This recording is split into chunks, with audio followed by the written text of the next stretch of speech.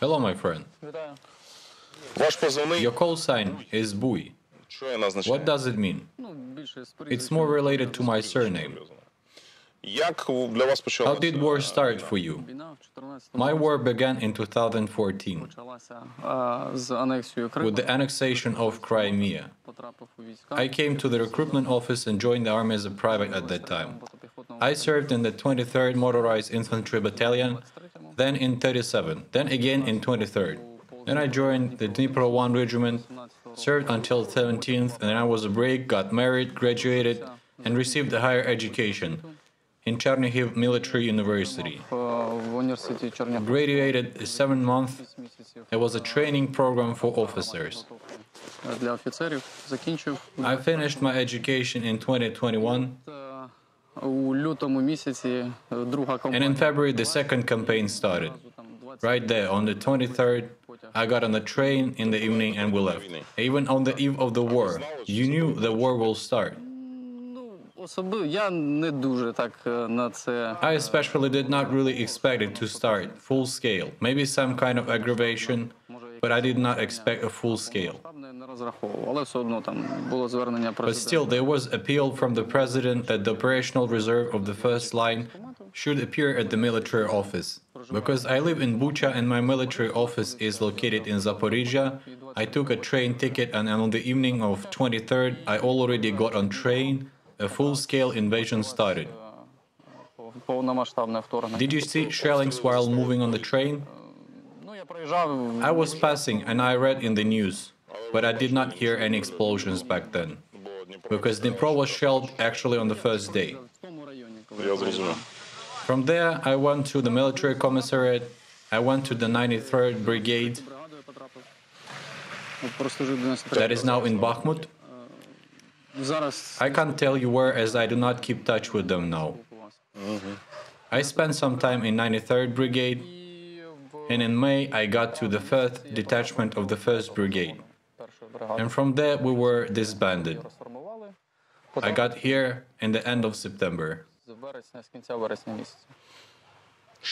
Which was the most difficult when you got here in September, when the liberation of parts and the settlements of Kherson region took place? In which aspect? I mean, difficulties in military terms, the enemy you fought against. What was the most difficult?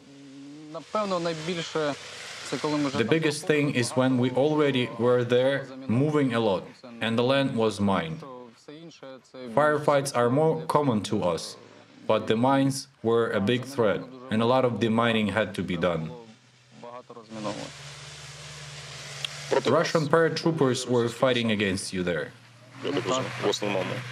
What can you say about them? What they say is that they are not the enemy that seems to give up when they are offered to surrender.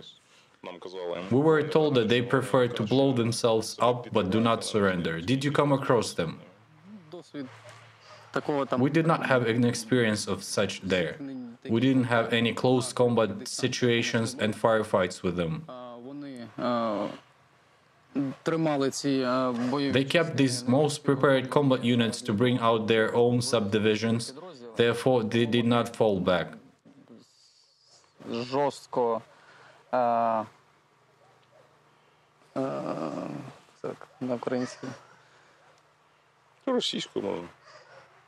They defended themselves very fiercely.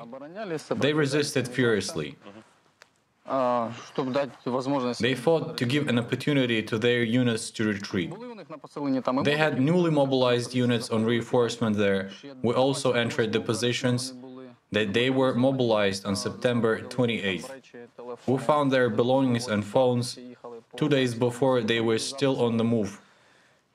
They had records crossing the Crimean bridge there, and we entered their positions. Everything was abandoned. It looked like Mobilized had no training. Judging by the documents and the reports, they did not undergo any training. Unlike those soldiers, they have contractors as the most prepared for what they do.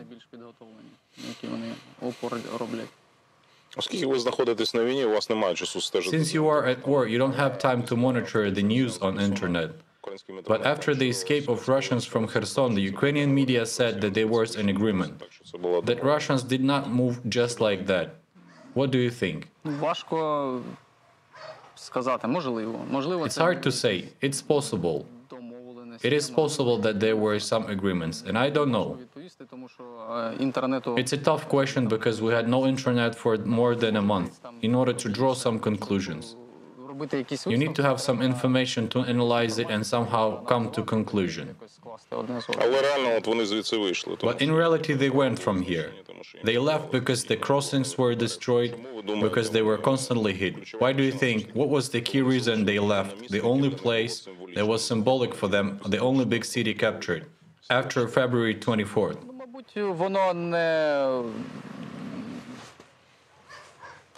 Apparently, there are plans for the war and purposes. It's one thing. But they did not have enough strength to conquer and hold this territory.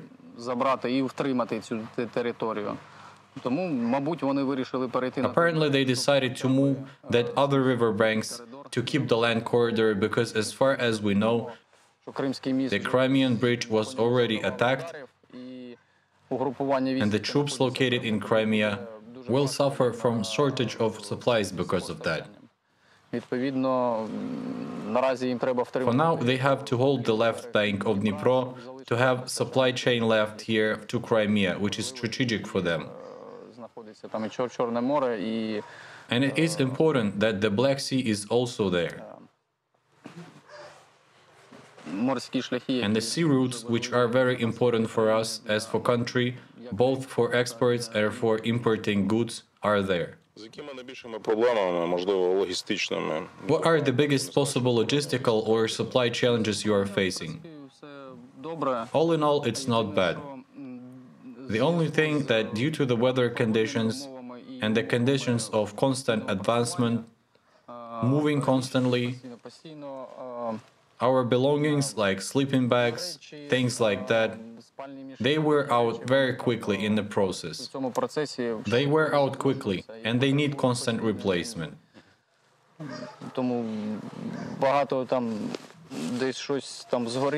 Something burned during the shelling or just trivial things.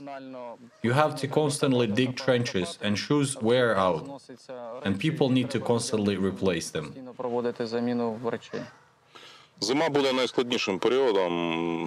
Wintertime will be the most difficult period for the army as well. Do you think that we will be able to maintain the pace of attack in winter conditions? And what do you need the most now, including your unit, to ensure the normal functioning?